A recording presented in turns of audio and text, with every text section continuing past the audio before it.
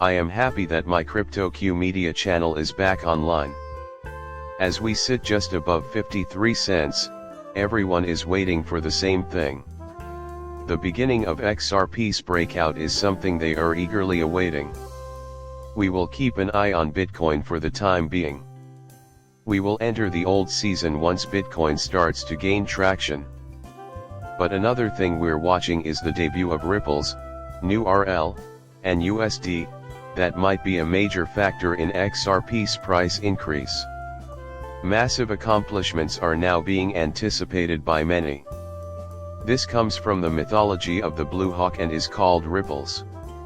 The XRP price is about to have a dramatic explosion when whales discover a secret collecting pattern. Whales acquired about 470 million XRP in the previous 10 days, which they start by talking about. They then go on to say that XRP has broken out of the 6.69-year pennant pattern and that, given the present trajectory, its price might hit 200. The value of XRP is predicted to fluctuate widely. Nonetheless, some have hypothesized that, based on the 3-year triangle pattern, its price could reach 10 to 20 throughout this cycle. Even if I'm being conservative, I still believe we'll hit 20, even though many others are projecting prices in the triple digits. So what if some crypto experts think it would be strange if XRP didn't hit 20? Well, that's just their opinion, I suppose. In my opinion, the price of XRP should be determined by its real worth and its potential uses. Furthermore, I am of the opinion that RLUSD will offer the relevance that we are looking for. Why would anyone ever want to be an XRP owner? That pretty about sums it up. Keep in mind that it will never freeze, regardless of what the future holds. It will be fantastic. Will they admit it's a hoax? I'm curious. Before Tether announces a USDT documentary to commemorate the 10th anniversary, they start by talking about the great things they're doing in the world. We have focused on the last mile rich since they have a plethora of money storage and exchange options. We develop financial technologies for the underserved. The unbanked are still being discussed, despite Ripple's already banking them. Still, it's there. People without bank accounts are able to access their funds. Now, anyone without a bank account can use Hedera. Consequently, Algorand is the same. People frequently want to make themselves look nice when they bring up anything relating to Tether right quickly. It is unnecessary for them to go to such lengths to disclose that. Something more comes out of the waves. What gives? I will only leave it here. Everything Ripple mentioned was accurate. In my view, Tether and Bitcoin can work together. As you can see for yourself, 29 million worth of Ripple cryptocurrency has been distributed to public schools.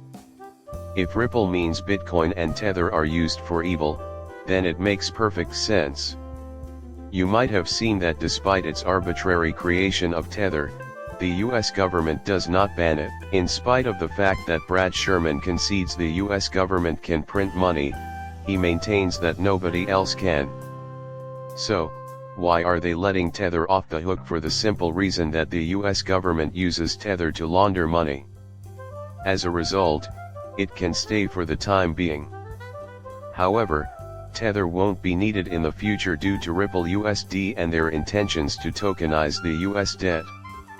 When that happens, they will try to limit Tether's use by deciding to control it. I hold Bitcoin because, as everyone has said, it is untraceable money.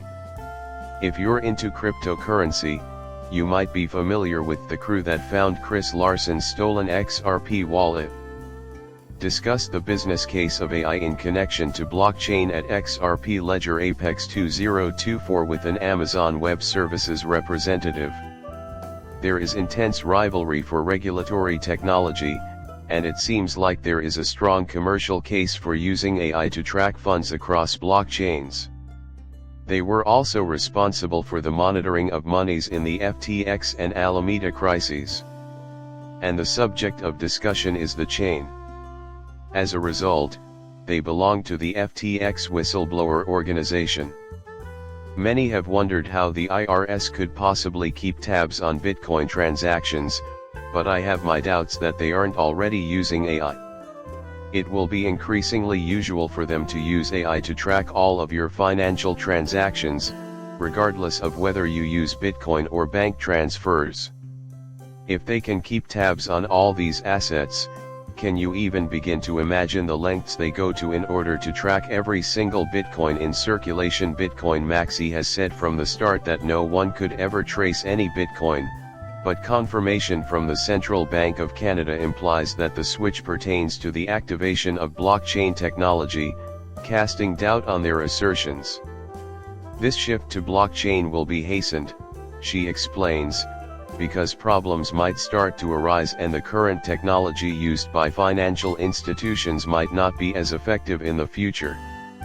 The present system is the sole obstacle preventing us from entirely transitioning to a digital system, specifically a blockchain system. We are actually utilizing this technology, not some hypothetical switch that David Schwartz may flip in the future. David Schwartz has also shown that banks aren't trusting of XRP and other cryptocurrency-based transactions for one major reason. Consequently, the switch is a real, operational gadget. Following this, the switch need to have the capability to flip. Policy and regulation. A major sign that U.S. crypto regulations are going to the U.S. House Committee on Financial Services has written to the FDIC chairman, requesting information regarding the unexpected change in FDIC policy regarding digital asset regulations. Importantly, the committee is trying to figure out why the FDIC stopped making crypto legislation, and by today, October 7, 2024, they will also have made public any internal communications with the SEC. Personally, I'd rather watch that. How well do you understand the topics covered in those messages? It is clear that Congress is serious about crypto regulation, as the House Committee has demanded substantial material from the FDIC, Federal Reserve, and SEC. There is a push to speed things up, and prominent people like Patrick McHenry and Maxine Waters are in the forefront of it. Am I dreaming? Actually, now is the best time to put in place strict regulations for cryptocurrencies. Consequently, it fits perfectly with the present fad for digital assets, particularly CBDCs. This record-breaking speed with which regulatory gaps are being closed before the October 7th deadline clearly suggests that clear U.S. crypto regulations are on the horizon. Crypto regulations ought to be finalized by the year's end. If that happens, we might see a surge in institutional adoption and, eventually, widespread use. In terms of decentralizing online security and truly owning your identity, that's the degree of intimacy we're heading in. The Blue Hawk people also have this in their folklore.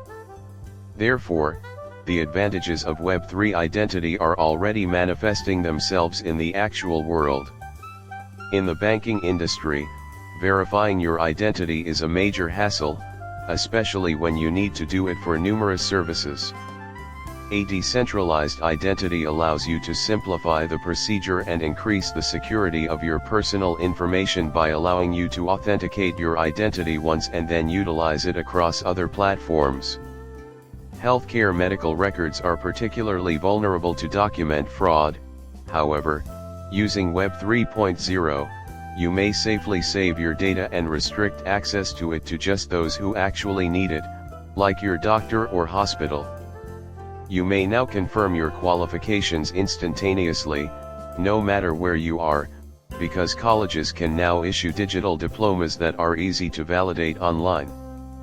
Once Web 3.0 takes off, you'll be able to access the internet with a decentralized identity. Without a doubt, it will transpire. It will lead to that digital ID in the end. In my opinion, digital ID will serve a purpose analogous to a global ID, since their objective is to transform every person into a worldwide citizen rather than just a citizen of the United States or the United Kingdom. No matter what happens, that will still be your go-to form of transportation. It means a lot to me that you watched my video. Subscribing to my channel is a great way to show your support. Until we meet again, farewell.